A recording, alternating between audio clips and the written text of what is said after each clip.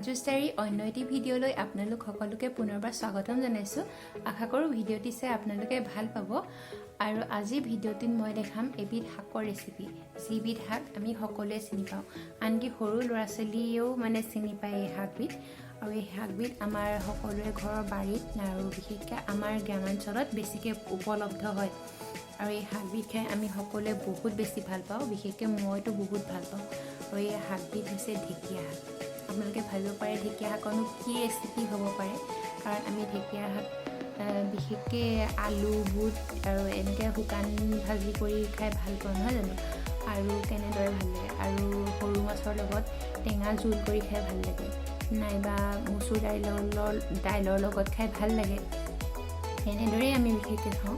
আপোনালোকে চাগে ভাবিছে এইনো কি ৰেচিপি লৈ আহিব পাৰে ঢেকীয়াৰ। হয়, ঢেকীয়াৰ এটা বিশেষ ৰেচিপি, যিটো ৰেচিপি খুব সহজতে হ'ব। আৰু ঘৰৰ পৰা ধৰি লওক ঢেকীয়া দুডালমান বুটলি আনিলে আৰু পটককৈ সেইটো মই যিটো কৈছোঁ সেইটো হৈ যাব, পটককৈ বেছি নালাগে, দুডালমান পালেই হৈ যাব আপোনাৰ। আৰু সেইটো আপোনাৰ গৰম ভাতৰ লগত খাবলৈ বিৰাটেই ধুনীয়া হয়।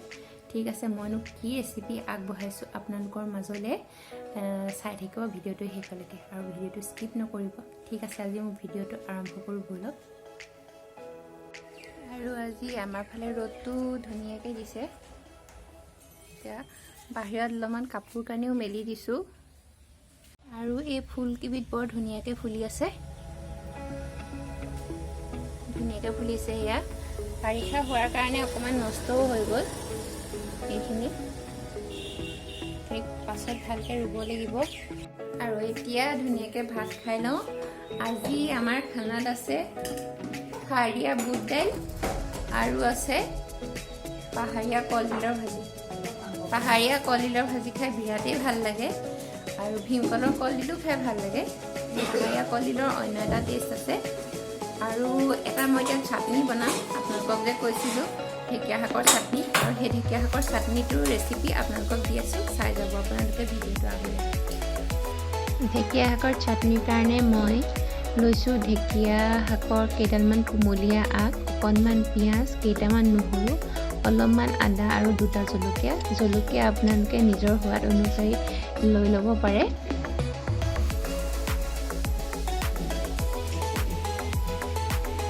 আৰু এতিয়া এখন কেৰাহী গৰম হ'ব দিছোঁ, আৰু মই ঢেকীয়াখিনি দি দিছোঁ। ঢেকীয়াৰ কুমলীয়া আগ হ'লে ভাল হয়, তেতিয়া চাটনিটো খাবলৈ সোৱাদ হয়। নিমখ মই এতিয়াই নিদিওঁ, যেতিয়া মই মিক্সিত দিম তেতিয়াহে অলপমান নিমখ মই সোৱাদ অনুযায়ী দি দিম।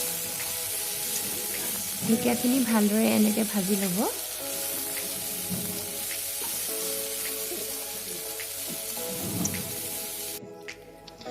এয়া ঢেকীয়াখিনি ভজা প্ৰায় হৈ গৈছে। এতিয়া মই এইখিনি প্লেটখনত নমাই ল'ম।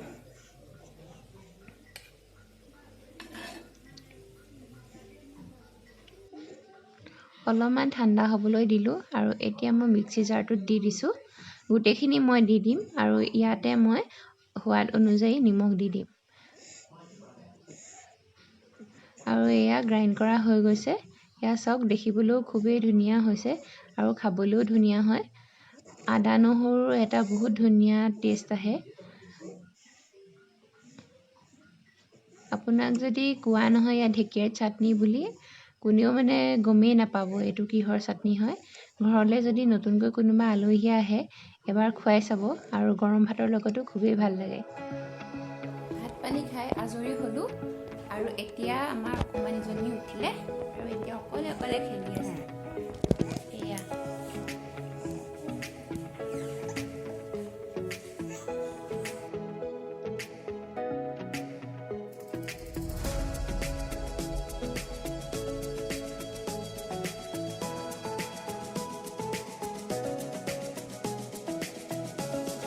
আৰু এতিয়া মই তাইক কোচত লৈছোঁ, পেহীয়েকৰ লগত খেলি আছিলে,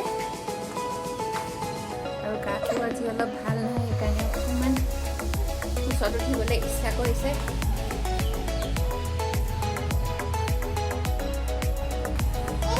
বাৰিষাপা যিহেতু ৰ'দলৈ আহিছে, ছিজনটো চেঞ্জ হোৱাৰ কাৰণেও হয়তো হ'ব পাৰে সৰু ল'ৰা ছোৱালী। মই নহৰু তেল প্ৰায়ে তাইক মালিচ কৰি দিওঁ, কিন্তু হ'লেও আৰু